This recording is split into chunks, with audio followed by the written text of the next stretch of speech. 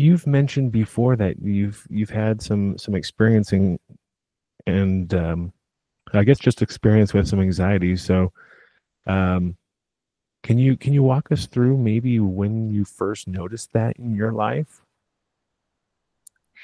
Yes. I think just going back to what you said about how anxiety is such a natural emotional response, and it is something, it is one of our primary emotions, right? So I think that it is very difficult to know when it's, you know, stress, as you were talking about, and then when it's becoming something that might be impacting your life in a greater way.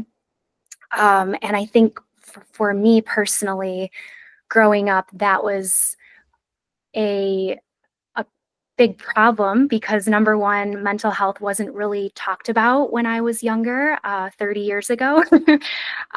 And so it wasn't a really big topic of conversation. I think that a lot of times when anxiety would come out, it would be just labeled as stress or everyday anxiety that is healthy, right? Because like you said, it can protect us. It can, help us know when we are in a stressful situation, like when we're about to speak, like it's healthy to have a little bit of anxiety. And I had anxiety before coming on here today because I'm a little nervous, but that's healthy anxiety, right?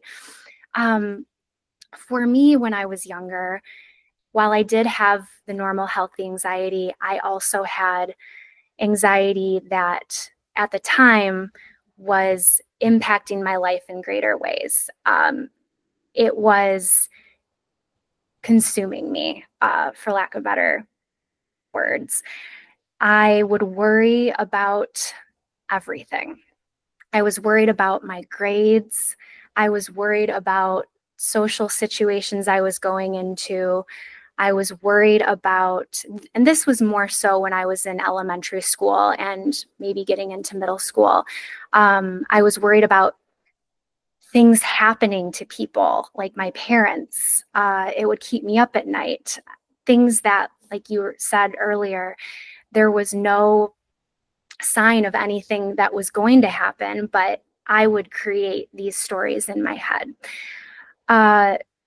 I would freeze. I couldn't play sports because I would just have this overwhelming panic inside of me when the ball would come to me and I would completely freeze. Like things like that, where I looked at other people and living their lives, not having those things happen. And I'm like, I don't know, what's wrong with me? I was constantly asking myself, what's wrong with me?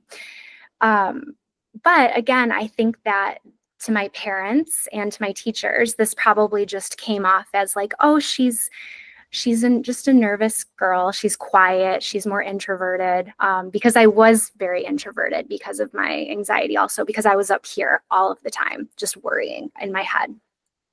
So I think I knew from a very young age that something was going on. As I got a little bit older into high school, it only got worse. I had no one putting pressure on me for anything. That pressure was always put on myself. I would skip class and hide in the bathroom because I didn't want to disappoint anyone by something I said in class. Like I was worried about speaking up. I was worried about getting tests back. I was worried about being in certain social situations. So I would just not go. I would have trouble sleeping. I would stay home from school because I would feel so physically ill. Sometimes not about anything. It was just like an overwhelming feeling I would have. So that was kind of my early elementary, high school experience when I first started realizing that something was going on.